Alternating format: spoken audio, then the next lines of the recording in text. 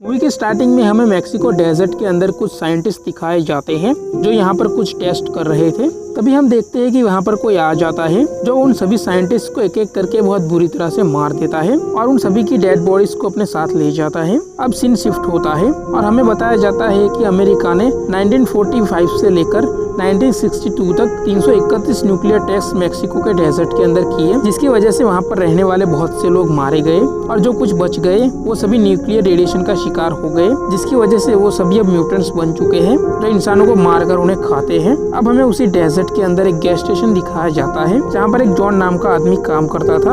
अब हम वहाँ पर एक अनजान आदमी को देखते हैं जो जॉन के दरवाजे के बाहर एक बैग को रख के चला जाता है। जॉन उस बैग को लेकर अंदर आ जाता है और उसे चेक करता है। उसके अंदर बहुत से कीमती गहने और पैसे थे। जॉन को वहाँ पर एक बॉक्स मिलता है जिसके अंदर किसी का कटा हुआ कान था। अब वहाँ पर बॉब कार्टर नाम का एक रिटायर्ड पुलिस ऑफिसर रुकता है और उसके साथ उसकी पूरी फैमिली थी और वो लोग फ्यूल भरवाने के लिए यहाँ पर रुके थे। बॉब की फैमिली में उसकी पत्नी इथेल, उसका बेटा बॉबी और उसकी दोनों बेटियां ब्रेंडा और लैनी थे और लैनी के साथ उसका हस्बैंड डक और उन दोनों की यहाँ पर एक छोटी सी बच्ची भी थी जिसका नाम कैथरीन था। वो सभी मैक्सिको डेजर्ट से होते हुए कैलिफोर्निया जा रहे थे बॉब और इथेल की मैरिज एनिवर्सरी एंजॉय करने के लिए। बॉबी जब टॉयलेट के अंदर जाता है तो उसे वहाँ पर कुछ अजीब लगता है मगर वो उस पर ज्यादा ध्यान नहीं देता और बाहर आ जाता है। तभी अचानक उनके पास जो डॉग थे वो बाहर आ जाते हैं और उनमें से एक डॉग जिसका नाम ब्यूटी था वो जॉन के उसी बैग के पास चला जाता है जिसके अंदर किसी का कटा हुआ कान है।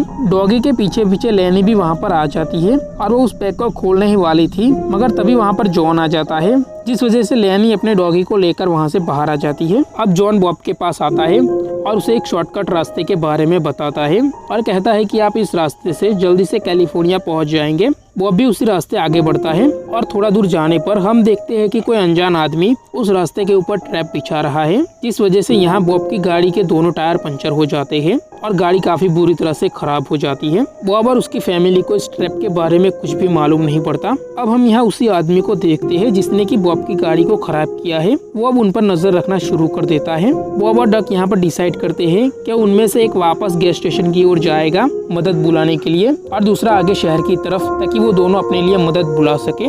डक यहाँ पर अपना फोन ट्राई करता है मदद बुलाने के लिए मगर यहाँ पर उसके फोन में नेटवर्क नहीं आ रहा होता। बॉब यहाँ जाने से पहले बॉबी जो कि उसका बेटा था उसे सेफ्टी के लिए गन देकर जाता है। बॉब अब पैदल ही उस गैस स्टेशन की ओर निकल पड़ता है और दूसरी तरफ डक मदद बुलाने के लिए आगे शहर की तरफ जाता है। वही गलती से ब्रेंडा वैन का दरवाजा खोल देती है जिससे बॉबी का डॉगी ब्यूटी वहाँ से बाहर निकल जाता है और वो पहाड़ों की ओर भाग जाता है मानो कि वो किसी का पीछा कर रहा हो। बॉबी उसे पकड़ने के लिए उसके पीछे जाता है। बॉबी जब थोड़ा आगे जाता है तो उसे वहाँ पर ब्यूटी की डेड बॉडी मिलती है और किसी ने यहाँ उसका पेट फाड़कर उसे मार डाला था।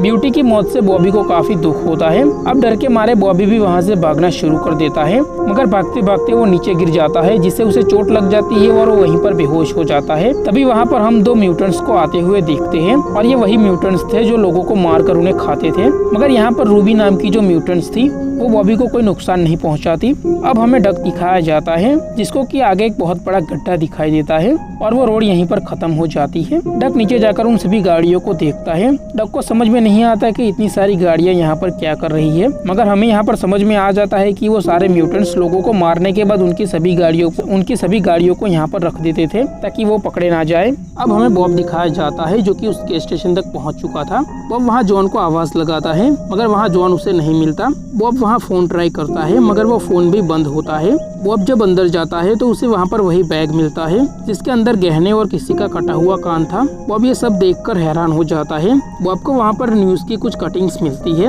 जिससे उसे पता चल जाता है कि यहाँ पर खदान के अंदर कुछ म्यूटेंट्स रहते हैं जो कि इंसानों को खाते हैं और उनकी ये हालत न्यूक्लियर रेडिएशन की वजह से हुई थी। बॉब को यहाँ पर उसके परिवार की फिक्र होने लगती है क्योंकि वो सभी अब उन म्यूटेंट्स के बीच फंस चुके थे। बॉब गाड़ी लेकर वहाँ से जा रहा था तभी उसे टॉयलेट के अंदर जॉन मिलता है जो शराब के नशे में होता है। जॉन यहाँ सारी सच्चाई बता देता है कि उसकी पूरी फैमिली म्यूटेंट है जो कि उस खदान के अंदर रहती है और वो सभी लोगों को अपने जाल में फंसाकर उन्हें मार देते हैं और साथ में उनका सारा सामान भी लूट लेते हैं। ये कहकर जॉन अपने आप को शूट कर देता है। गोली की आवाज सुनकर जॉन की फैमिली में से एक म्यूटेंट वहाँ पर आ जाता है। बॉब उस पर कई गोलियां चलाता है, मगर अंधेरा होने की वजह से वो म्यूटेंट्स बच जाता है और वो बॉब पे हमला करके उसे बेहोश कर देता है और उसे अपने साथ ले जाता है। दूसरी तरफ हमें ब्रेंडा दिखाई जाती है जो कि बॉबी को ढूंढने के लिए जाती है। ब्रेंडा की आवाज सुनकर रूबी वहाँ से भाग जाती है। ब्रेंडा बॉबी को लेकर वापस अपनी वैन में आ जाती है। अब वहाँ डक भी वापस आ चुका था। डक उन सबको बताता है कि उसने आगे बहुत सी गाड़ियाँ देखी और ये रास्ता आगे खत्म हो जाता है। इससे सब समझ जाते हैं कि उस गैस स्टेशन वाले आदमी जॉन ने उन सबको बेवकूफ बनाया और उन सबको यहाँ पर फंसा दिया। बॉबी को यहाँ उसके फादर बॉब की फिक्र होने लगती है क्योंकि वो अब तक वापस नहीं आए होते। बॉबी को यहाँ उसके दूसरे डॉग बीस्ट की आवाज सुनाई देती है तो बॉबी अपनी गन लेकर उस ओर जाता है। तभी मौका देखकर दो म्यूटेंट्स वैन के अंदर घुस जाते हैं और वो ब्रेंडा को पकड़ लेते हैं। बॉबी को वहाँ पर किसी और के भी गुर्राने की आवाज आती है, इसलिए वो डर के मारे वापस आ जाता है और डक से मदद मांगता है उसके साथ चलने के लिए। और साथ में वो डक को ये भी बताता है कि यहाँ पर उनके अलावा और कोई भी है क्योंकि उनके पास जो डॉग थे उनमें से एक को किसी ने उसका पेट फाड़कर मार डाला। डक बॉबी की मदद करने के लिए गाड़ी से बाहर आता है। वो दोनों वैन के अंदर जाने ही वाले होते हैं जिसके अंदर की पहले से ही दो म्यूटेंट्स छुपे हुए हैं जिन्होंने की ब्रेंडा को पकड़ा हुआ है। उनमें से एक म्यूटेंट्स उन्हें अंदर आते हुए देख लेता है और वो वॉकी टॉकी से तीसरे म्यूटेंट्स को इशारा कर देता है उनका ध्यान बटाने के लिए। वो तीसरा म्यूटेंट्स बॉब को आग लगा देता है जो कि अब तक जिंदा था। बॉब की आवाज सुनकर वो सभी उस ओर जाते हैं। दूसरी तरफ वैन के अंदर वो दोनों म्यूटेंट्स ब्रेंडा का रेप करने की कोशिश करते हैं। बाहर बहुत कोशिश करने के बाद भी वो सभी बॉब को नहीं बचा पाते और यहाँ पर बॉब की मौत हो जाती है। वैन में से ब्रेंडा के चिल्लाने की आवाज लेनी सुन लेती है और वो उसे बचाने के लिए जाती है, मगर उन म्यूटेंट्स के पास लेनी की बेटी थी इसलिए वो कुछ नहीं कर पाती और यहाँ पर वो म्यूटेंट्स लेनी को शूट करके मार देते हैं। अब वहाँ इथेल भी आ जाती है और वो म्यूटेंट्स उसे भी शूट करके मार देते हैं। डक और बॉबी गोली की आवाज सुनकर वहाँ पर आ जाते हैं, मगर तब तक वो म्यूटेंट्स वहाँ से भाग जाते हैं। दूसरी तरफ हमें एक और म्यूटेंट दिखाया जाता है जो कि अभी भी उन पर नजर रखे हुए था। तभी वहाँ बॉबी का डॉगी आ जाता है जो उस म्यूटेंट को मार देता है। दूसरी तरफ बॉबी उन म्यूटेंट से बदला लेने के बारे में सोच रहा होता है, मगर डक उसे यहाँ पर रोक देता है। तभी अचानक बाहर से उन लोगों को म्यूटेंट्स की आवाजें सुनाई देती है। बॉबी डर के मारे उस ओर गोलियां चला देता है, मगर वहाँ पर कोई भी नहीं होता और ये आवाजें एक वॉकी टॉकी में से आ रही होती है और ये वॉकी टॉकी उसी म्यूटेंट का था जिसको कि अभी थोड़ी देर पहले बीस्ट ने मार डाला। बीस्ट को देखकर बॉबी और डक काफी खुश हो जाते हैं। डक यहाँ उस वॉकी टॉकी की मदद से उन म्यूटेंट से बात करता है और वो अपनी बेटी को वापस लौटाने के लिए कहता है, मगर वो म्यूटेंट इस बात का कोई जवाब नहीं देते। अगली सुबह डक अपनी डॉगी को लेकर उन म्यूटेंट्स को मारने के लिए जाता है ताकि वो अपनी बेटी को बचा सके। वहीं बॉबी और ब्रेंडा अपनी वैन के चारों तरफ जाल बिछा देते हैं ताकि अगर कोई उन्हें यहाँ पर मारने के लिए आए तो उन्हें पता चल जाए। अब डक खदान से होता हुआ उन म्यूटेंट्स के घरों तक पहुँच जाता है। वो एक एक करके उनके घरों को चेक करना शुरू कर देता है।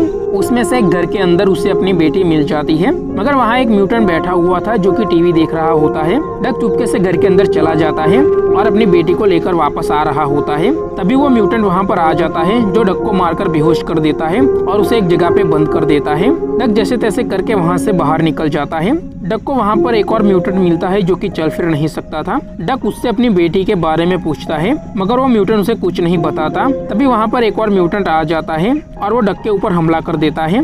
डक यहाँ उस म्यूटेंट को मारने की बहुत कोशिश करता है, मगर वो नहीं मरता। मगर आखिर में जैसे तैसे करके डक उसे मारने में कामयाब हो जाता है। उस म्यूटेंट को मरते हुए देखकर दूसरा म्यूटेंट जो कि चल फिर नहीं सकता था, वो वॉकी टॉकी से तीसरे म्यूटेंट को ऑर्डर दे देता है कि तुम डक की बेटी को मार डालो। अब बीस्ट भी वहाँ पर आ जाता है जो उस म्यूटेंट को मार देता है जो कि चल फिर नहीं सकता था।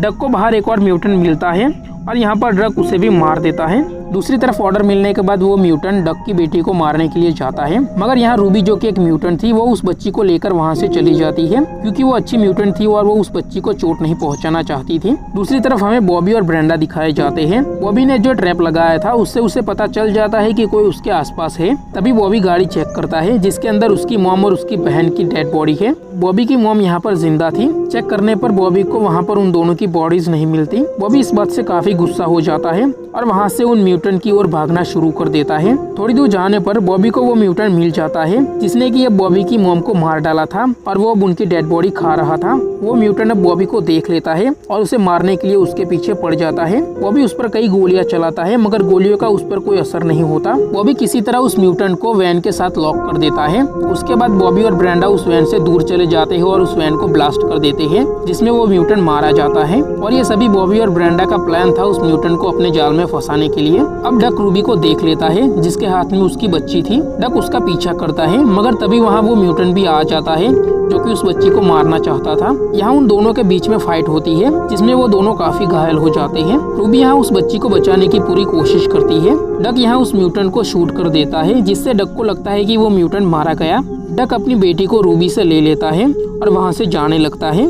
तभी वो म्यूटेंट वापस खड़ा हो जाता है और डक को मारने के लिए उसकी तरफ जाता है मगर रूबी उसे देख लेती है और उसे लेकर पहाड़ से नीचे कूद जाती है जिसमें वो दोनों मारे जाते हैं। अब डक अपनी बेटी को लेकर बॉबी और ब्रेंडा के पास पहुंच जाता है। बॉबी और ब्रेंडा डक को देखकर काफी खुश हो जाते हैं और ये मूवी यहीं पर खत्म हो जाती है। उम्मीद करते हैं गाइस के वीडियो आपको पसंद आया होगा।